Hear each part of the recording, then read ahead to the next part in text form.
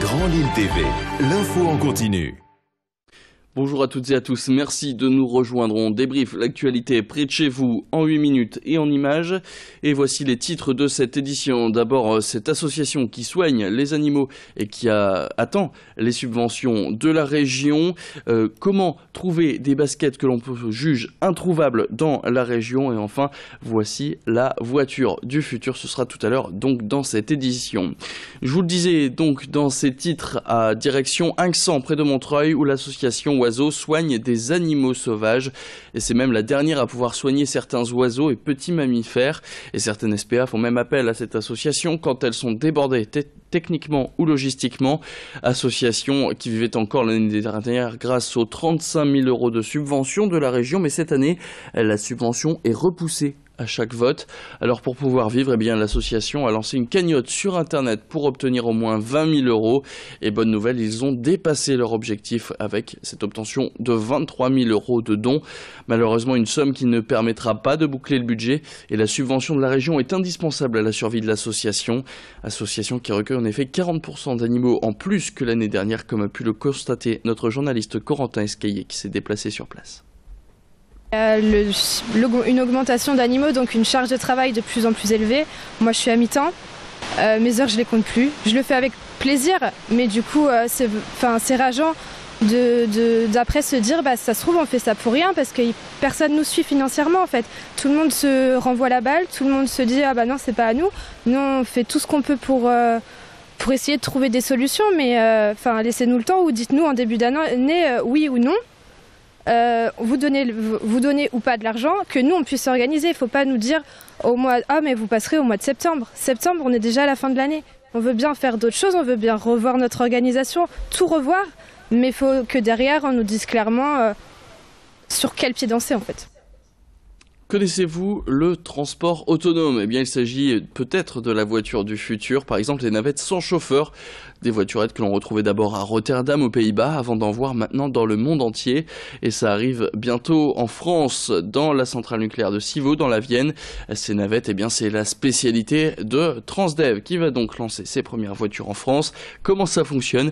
Avec 6 capteurs tout autour du véhicule, la navette se repère dans l'espace et peut se déplacer sur un trajet enregistré et ce sans chauffeur. Et puis avec son GPS sur le toit, ces voiturettes autonomes peuvent se déplacer jusqu'à 5 km de distance. Des voiturettes que nous pourrions d'ailleurs retrouver bientôt dans la MEL. Un appel d'offres a été lancé par la métropole européenne de Lille pour septembre prochain. Face à Transdev, d'autres possibles candidatures, celle de Keolis par exemple, qui réfléchit à répondre à cet appel d'offres. Présentation de ce véhicule du futur par Alexis Tessier. On est vraiment dans la mobilité du futur, puisqu'on va pouvoir avoir une vision de la ville avec plus de sécurité, donc moins d'accidents, moins de pollution, puisqu'on est sur un véhicule qui est 100% électrique, moins de congestion urbaine, puisqu'on aura une meilleure maîtrise de l'ensemble des véhicules circulant sur le territoire, et avec une complémentarité avec tout ce qui peut exister aujourd'hui.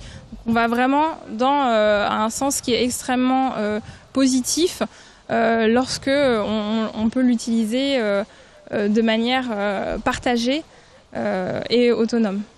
Enfin, avis aux fans de sneakers, ces baskets, si je vous dis Air Jordan, Yellowstone ou encore Swatch London, les puristes ont forcément compris de quoi je voulais parler.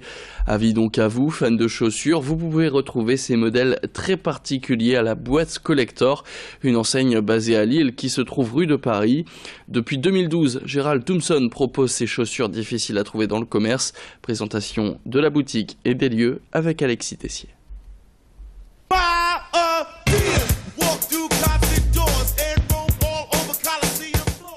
Quand une passion devient un métier, Gérald Thompson a ouvert une boutique de basket à Lille il y a 5 ans. Originaire de la région parisienne, Gérald était basketteur professionnel à Lille pendant 10 ans, un milieu où la chaussure est très présente. Le fait de jouer au basket, les sponsoring, où on nous a offert beaucoup de chaussures. Du coup, on compilait les chaussures. De temps en temps, l'été, on distribuait des chaussures à nos cousins, à nos potes, parce qu'on en avait plein. Et on est rentré dans cette culture où toujours avoir la petite dernière paire. Quand vous marchez dans la rue, les gens ils s'arrêtent pour vous demander où vous l'avez acheté. Même si vous donnez l'endroit, vous savez très bien qu'eux ne pourront jamais trouver la paire de chaussures. Après sa carrière sportive, Gérald a travaillé dans le monde de la nuit avant qu'il ne se rende compte un jour que les boutiques de chaussures ne lui convenaient pas. Gérald voulait trouver des chaussures qui sortent de l'ordinaire, des baskets des années 90 par exemple.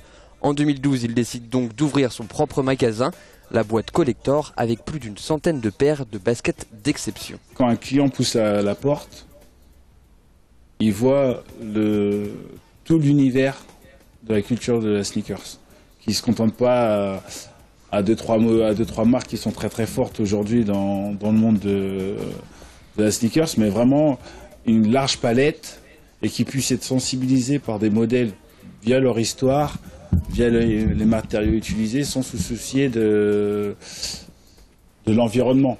Pour les nostalgiques des années 90, ici on peut retrouver des paires vieilles de 30 ans. Ça c'est Jeux Olympiques, Patrick Ewing, 92.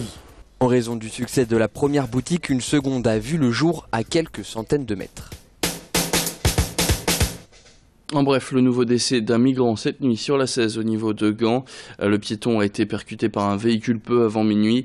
Les secours n'ont pas pu le réanimer. On ignore toujours l'âge et la nationalité de la victime. Et puis la maire de Calais, Natacha Bouchard, reste campée sur ses positions. Elle avait rendez-vous hier avec le préfet du Pas-de-Calais pour évoquer les points d'eau et les toilettes qui vont devoir être installés dans Calais, ce que la maire continue de refuser pour, je cite, éviter de créer des zones d'insalubrité, selon ses mots. Elle aura prochainement rendez-vous avec le ministre de l'Intérieur, Gérard Collomb, pour en parler. Ce sera le 24 août. Et puis, en bref et en sport, ce soir, il y a du football au programme. Deuxième journée de Ligue 2 avec Lens qui reçoit Nîmes et Valenciennes qui se déplace à Châteauroux.